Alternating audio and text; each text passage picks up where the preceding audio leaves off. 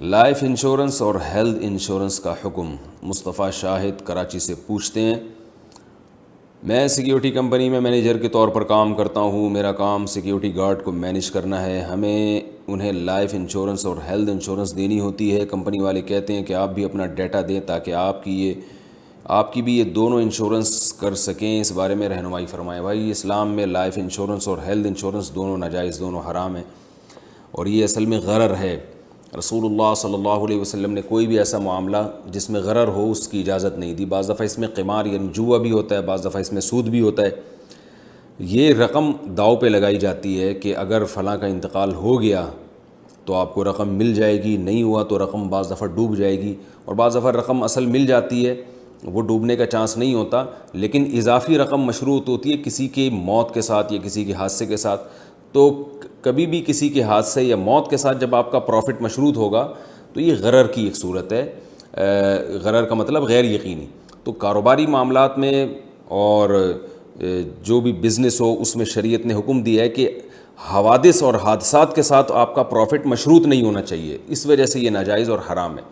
اس کے جتنے بھی دلائل دیے جائیں کہ اس میں لوگوں کو فائدہ ہوتا ہے، تو رسول اللہ صلی اللہ علیہ وسلم کے دور میں جو قمار تھا اس میں تو غریبوں کو بہت زیادہ فائدہ ہوا کرتا تھا۔ عرب یہ کرتے تھے کہ جوا جو جیتتا تھا اور اس کے نام جب رقم نکلتی تھی تو وہ ساری رقم غریبوں میں بانٹ دیا کرتا تھا، اور جوا کھیلا ہی اس لیے جاتا تھا اس دور میں کہ غریب کو خرچ کرنے کے لیے پیسے کسی کے پاس نہیں ہیں، تو وہ جوئے میں پیسے جیت کے غریبوں کو کھلا کے فخر کرتا تھا کہ دیکھو میں نے غریبوں کو کھلایا ہے۔ تو اس کے تو بڑے فائدے تھے، لیکن اسلام نے اس کو حرام قرار دیا کہ غریب کو اگر آپ نے کھلانا ہے تو آپ تمیز سے بزنس کریں جیسے ساری دنیا کرتی ہے بزنس، اور اس طرح کے حوادث کے ساتھ اپنے پروفٹ کو مشروط نہ کریں کہ یہ چیز نکل آئی یا یہ تیر نکل آیا میرے نام سے تو یہ پیسے میں جیت گیا۔ یا انشورنس میں بھی یہی ہوتا ہے کہ حادثہ ہو گیا تو آپ کو پیسے ملیں گے، حادثہ نہیں ہوا تو پیسے نہیں ملیں گے۔ آپ یہ کہہ سکتے ہیں کہ اس میں تو تعاون ہے، جس کے ساتھ حادثہ ہو رہا ہے اس کے ساتھ تعاون ہے، تو تعاون کے لیے اس طرح سے بزنس یہ جائز نہیں ہے۔ تعاون کا طریقہ یہ ہونا چاہیے کہ بہت سے لوگ ایک کمیونٹی بنائیں اور اس کمیونٹی میں پیسے جمع کروائیں، جس کو ضرورت پڑتی ہے اس کے ساتھ ان پیسوں سے تعاون کیا جائے، جیسے بہت ساری کمیونٹی نے بنائے ہوئے ہیں۔ یہ تو ایک انشورنس تو ایک باقاعدہ بزنس ہے۔ میں بھی اس کے دلائل کی تفصیل میں زیادہ نہیں جاؤں گا، یہ تو بہت لمبا کلپ ہو جائے گا، اس پر علماء نے بہت کچھ لکھا ہے۔ یہ صرف میرا بتانے کا مقصد یہ ہے کہ انشورنس اور کے جواز پہ جو دلائل دیے جاتے ہیں تو علماء ان دلائل سے غافل نہیں ہیں، علماء کو پتہ ہے وہ کیا دلائل دیے جاتے ہیں، لیکن وہ سب غلط دلائل ہیں۔ تو اسلام نے جو باہمی تعاون کا طریقہ بیان کیا ہے، یا آپ خود سے بھی کوئی طریقہ ایجاد کر سکتے ہیں، اس طریقے میں یہ ضروری ہے کہ وہ قمار سے، سود سے اور غرر سے پاک ہو۔ تو ان تین چیزوں سے پاک ہونا اس کا ضروری ہے، پھر آپ باہمی تعاون کی کوئی صورت نکالیں۔ تو اور یہ آپ دیکھ لیں انشورنس کے اخلاقی نقصانات بھی کیا ہیں، کہ یہ کمپنیوں کا ایک باقاعدہ بزنس ہے۔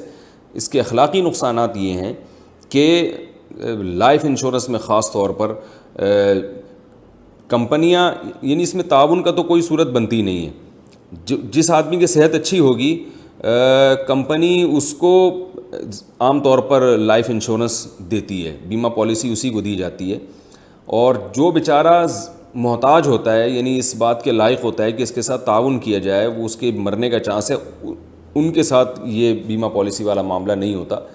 تو یہ اس میں تعاون بھی نہیں ہے، یہ سب جانتے ہیں کہ ایک بزنس ہے۔